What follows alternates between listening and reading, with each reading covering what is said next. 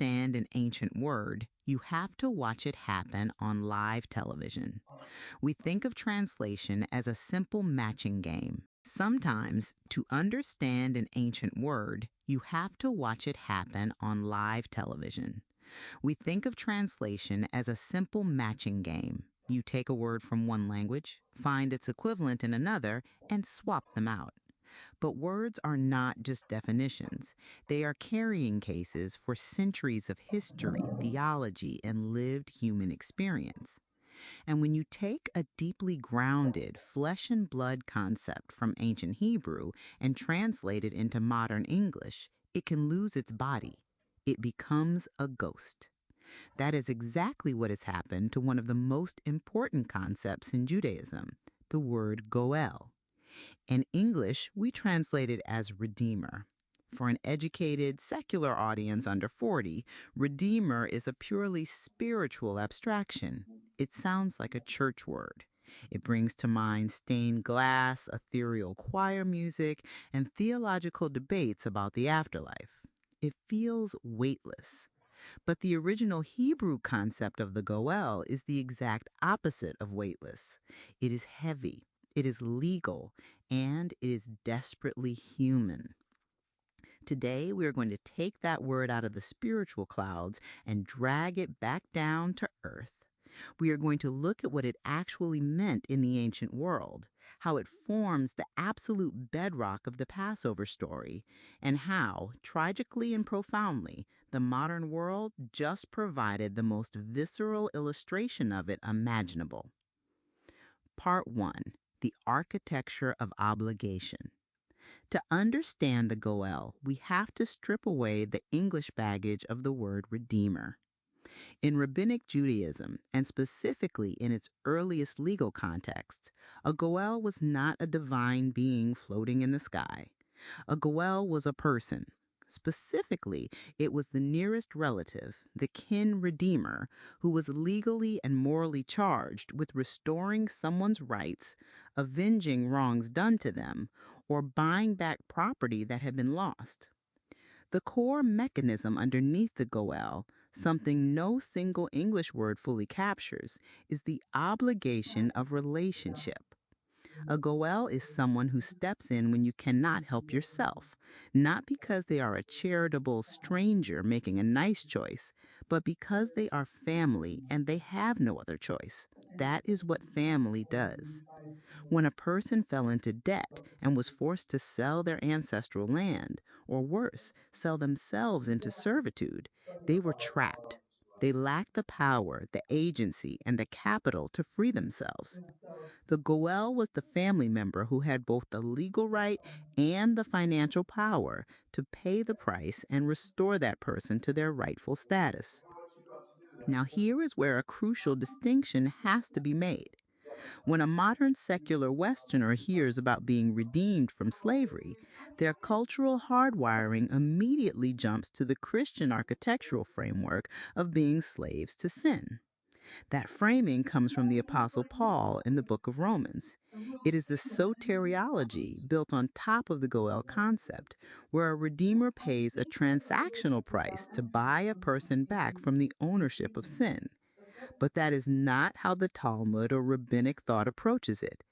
According to the teachings found on Chabad.org and the writings of Maimonides, the Rambam, sin in Judaism is handled through teshuvah. Teshuvah means return or repentance. It is an act of realigning yourself and making things right.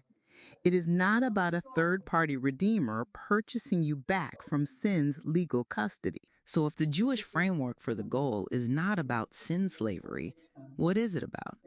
It is about exile, galut, displacement. The Jewish framework suggests that we are not in our right place. Nationally, historically, and spiritually, the people are displaced. The goal is the one powerful enough and obligated enough by relationship to restore the displaced to their rightful home. It is less about guilt and payment and much more about homesickness and homecoming.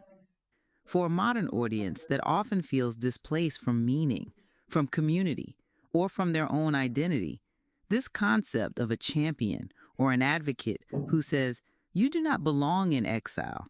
I am bringing you home," carries immense, grounded weight. Part 2. The Blueprint of Egypt. You cannot talk about the goal without talking about the defining event of Jewish history.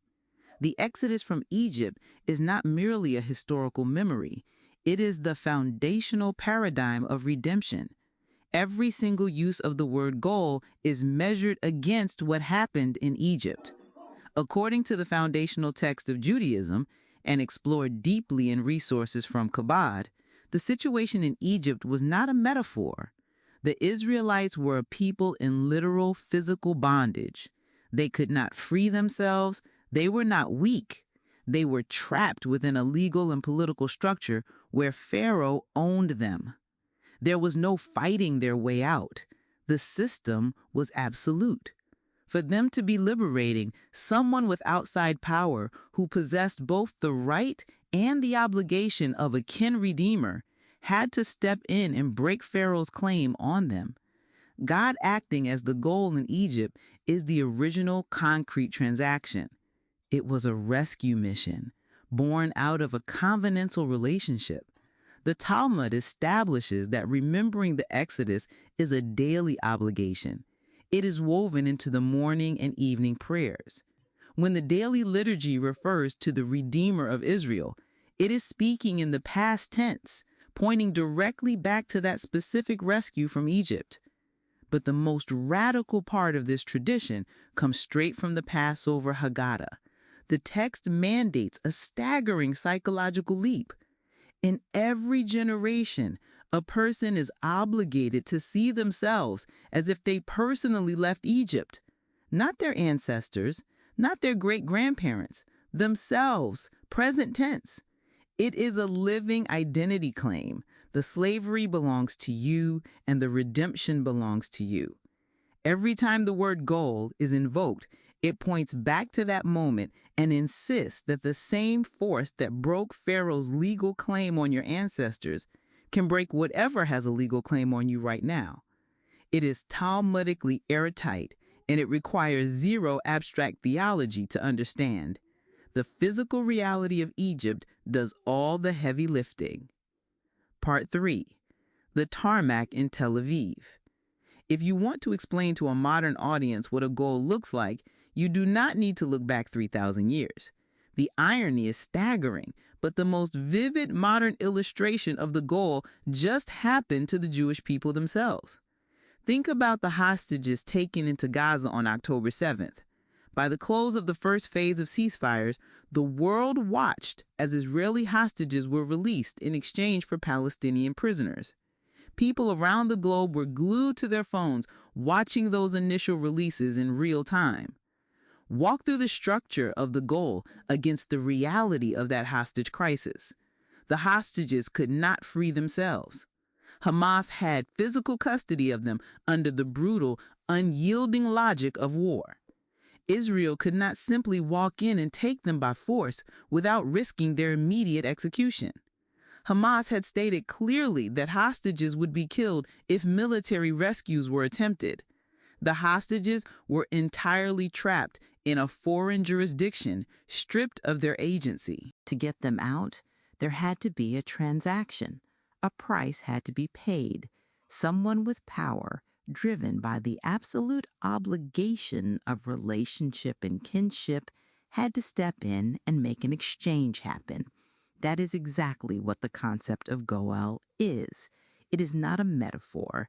It is structurally identical to the ancient legal mechanism. The nation, acting as the kin redeemer, pays the price because the individuals in bondage cannot pay it themselves, and they are family. Part 4. The Collapse into Arms. When we understand the Goel through the lens of a hostage exchange, the ancient word stops being a dusty theological relic. Every time you watched a hostage walk across that tarmac, step into freedom, and collapse into the arms of their family, you were witnessing the exact emotional frequency of the word Goel, that specific feeling, that impossible relief, the sudden, overwhelming realization of someone came for me. That is the definition of redemption. It is the realization that you are not forgotten in exile. Someone came for you not because you earned it and not because you fought your way out, but simply because you belong to them, because you are theirs, and they had the power and the obligation to make the exchange. The Haggadah says we were there in Egypt, and modern people were there watching screens as hostages were brought home. It is the same word. It is the same underlying human desperation and the same structural transaction across 3 millennia. We do not need to find a new modern word for redeemer. We just need to refill the old word with the flesh, blood, and reality it was always meant to carry. When a person finally understands that, they do not hear a hollow church word anymore. They see a tarmac. They feel the weight of someone catching them. That is the difference between simply translating a word and actually understanding it. If this episode changed how you think about the concept of redemption, send it to a friend who might appreciate the perspective today.